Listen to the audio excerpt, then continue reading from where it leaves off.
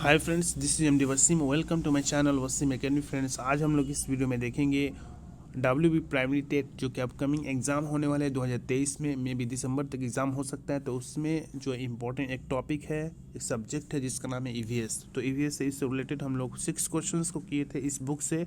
आज हम लोग इसी बुक से 7 से लेकर 10 या 12 क्वेश्चंस को सॉल्व करेंगे। तो चलिए आज का वीडियो शुरू किया जाए। अगर आप लोग चैनल पर नए हैं तो प्लीज़ सब्सक्राइब द चैनल और बेल आइकन को भी हिट करना ना भूलें फॉर द लेटेस्ट अपडेट। तो 7 नंबर क्वेश्चन है, Deccan of the western Ghat in India dryer because, यानी इंडिया का जो वेस्टर्न घाट है ये बहुत ही सूखा रहता है। इसका मेन रीजन्स क्या है?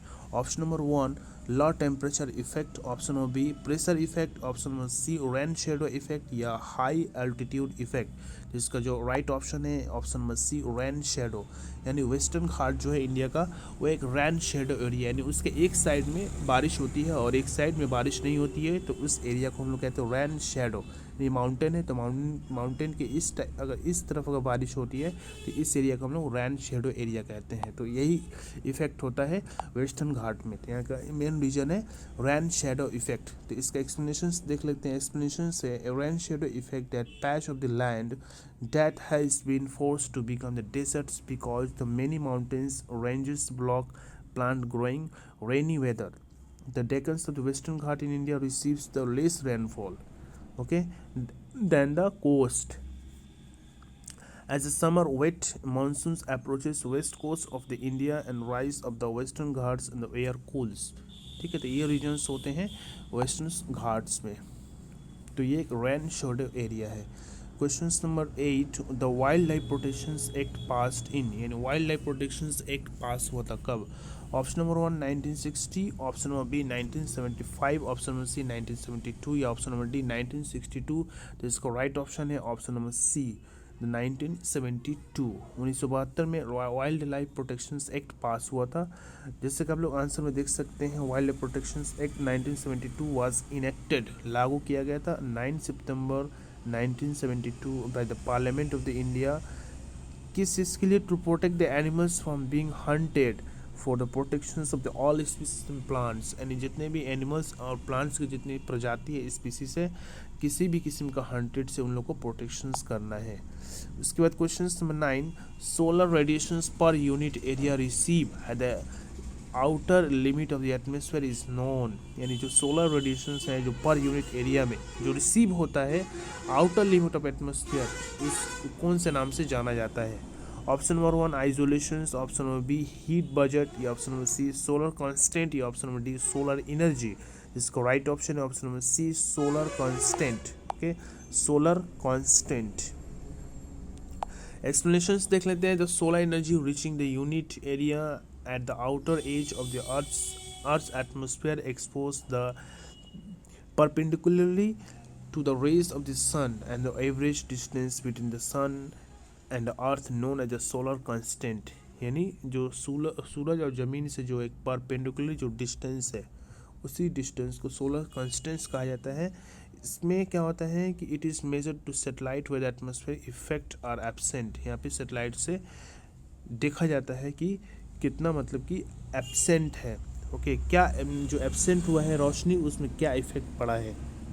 उसके बाद the value of the constant approximately, यानी जो दूरी रहता है जो कांस्टेंट सोलर और अर्थ के बीच में जो दूरी रहती है 1.4 kilo watts per square metre. इसके बाद the first attempt to estimating the solar constant was calculated Pouillet in the 1838 at 1.22 kilowatt per square metre. Okay, ये सबसे पहले ये डिटेक्ट किया गया था 1838 ईस्वी में। Question number 10, fundamental duties are adopt by which country, यानी इंडियन कॉन्स्टिट्यूशन में जो फंडामेंटल ड्यूटीज़ है ये किस कंट्री से बोरो किया गया है? तो इसका ऑप्शन देख लेते हैं। Germany, option number B USSR, option number C USA या option number D UK, that means United Kingdom. इसको राइट ऑप्शन है option number B fundamental duties of the Indian constitution was taken from the Soviet constitutions. Okay, USSR, that means Union of Soviet Socialist Republic, which is now called Russia. These are incorporated in the part 4. Okay, यानी Indian constitution में जो fundamental जो duties है ये part 4 में रखा गया है। By the 42 constitutional amendment act, जो कि 42वां जो अमेंडमेंट एक्ट हुआ था 1976 में। Recommendations of this Swaran Singh committee, okay, ये रिकमेंडेशन स्वर्ण सिंह कमेटी के रिकमेंडेशंस पे ये इंडियन कॉन्स्टिट्यूशन का पार्ट बना। क्वेश्चंस में 11, in a food chain of the grassland ecosystem the top consumers are. Grassland ecosystem में सबसे टॉप पे कौन सा कंज्यूमर रहता है? Option number 1 herbivores, option number B either carnivores और herbivores, option number C bacteria, या ऑप्शन नंबर डी कार्निवोरस। तो इसको राइट ऑप्शन है option number D, okay. Bacteria यानी जो प्रोड्यूसर्स, सॉरी कार्निवोरस है जो कि गोश्त वगैरह खाते हैं। Option number D producers belongs to the first trophic level. Herbivorous primary है और सेकेंड है कार्निवोरस जो कि secondary consumers to the third है। फूड चेन क्या है? Food chain shows the feeding relationship between the different organism in the particular environment and habitats, okay. इसमें है the main reasons why in the food chain of the grassland ecosystem the top carnivorous because the not eaten by the others, यानी carnivorous ऐसा है कि दूसरे को नहीं खा सकते हैं। हर्बीवोरस है जो कि ओनली ग्रीन प्लांट्स वेजिटेबल्स खा सकते हैं। They are totally dependent on the earth's egg, goat, rabbit. तो ये लोग डिपेंड है अर्थ में, जो कि बकरी है या डियर है, रैबिट से, इन लोग यही सब हर्बीवोरस है। Question number 12, the main atmospheric layer near the surface of the earth. Surface of earth के सबसे मेन एटमॉस्फेरिक लेयर कौन सा है? Option number 1 stratosphere, option number B ionosphere, option number C mesosphere, option number D troposphere. इसको right option होगा option number D troposphere, यानी earth के जो बिल्कुल करीब है ट्रोपोस्फीयर है। तो troposphere is the lowest layer of the earth atmosphere in which we live, जहाँ पे हम लोग रहते हैं। It is contain most of the weather, clouds, rain and snow. और जितना भी ये वेदर का जो चेंजिंग होना, बारिश होना, स्नो होना, ये सब ट्रोपोस्फीयर पे ही होता है। इसको लोएस्ट पार्ट भी बोलते हैं एटमॉस्फेयर का। Boundary layer atmosphere call the troposphere. Troposphere और स्ट्रेटोस्फेयर के बीच में जो एक बाउंड्री है उसको ट्रोपोस्फाउस कहते हैं। और यहाँ पे नीचे दिया हुआ है जितने भी लेयर्स हैं। आइनोस्फीयर सबसे ऊपर, उसके बाद थर्मोस्फीयर, उसके बाद stratosphere, then exosphere, mesos and troposphere.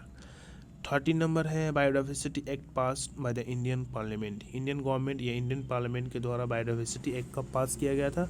तो इसका जो राइट ऑप्शन है ऑप्शन नंबर बी 11 दिसंबर 2002 को, okay. Option number B the biological diversity act enacted in the 2002 aimed at the conservation of the biological resources, managing the sustainable use of enabling the fair and managing the sustainable use, enabling the fair and equitable sharing benefits, okay।